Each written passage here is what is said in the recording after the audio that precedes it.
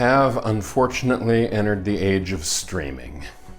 Welcome to the Time Treadmill. I'm Ron, and these are my sweaty thoughts about Doctor Who.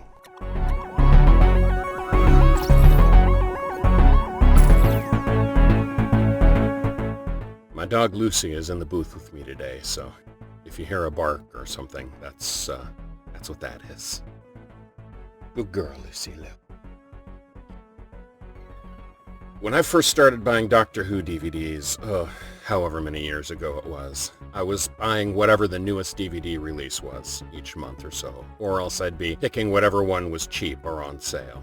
And then, at a certain point, I started filling in gaps when I started having something that seemed like a run of concurrent episodes. And ultimately, I wound up filling in the entire series from the front inwards and the back inwards, meeting somewhere in the middle.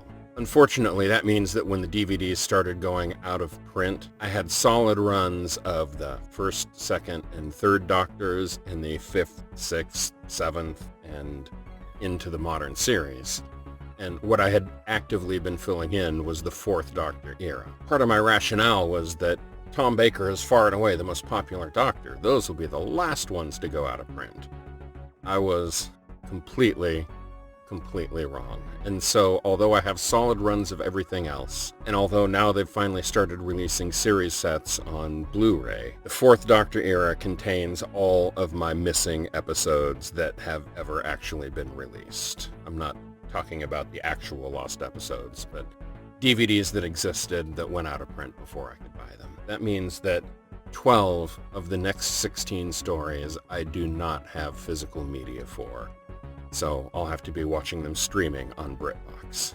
Now, I'm a fan of streaming, and I think BritBox is amazing, and I heartily recommend if you want to watch classic Doctor Who, that is the way to go in the United States. BritBox is phenomenal. They have almost everything that exists. There are some odd ones that aren't there that I think have to do with rights holdings, mostly Dalek stories, so that doesn't break my heart. But for the most part, it's all there. And if you want to dip your toes into classic Doctor Who in the United States, that's the place to go. As for today, I started the horror of Fang Rock, and it is as fantastic as I remembered. It's this dark gothic horror. It's all set across the span of one night on a lonely British lighthouse at the turn of the 20th century, with the Doctor and Leela, a lighthouse crew, and some shipwreck victims all trapped inside a lighthouse while they're being stalked by some unknown alien creature. Oh, it's so good.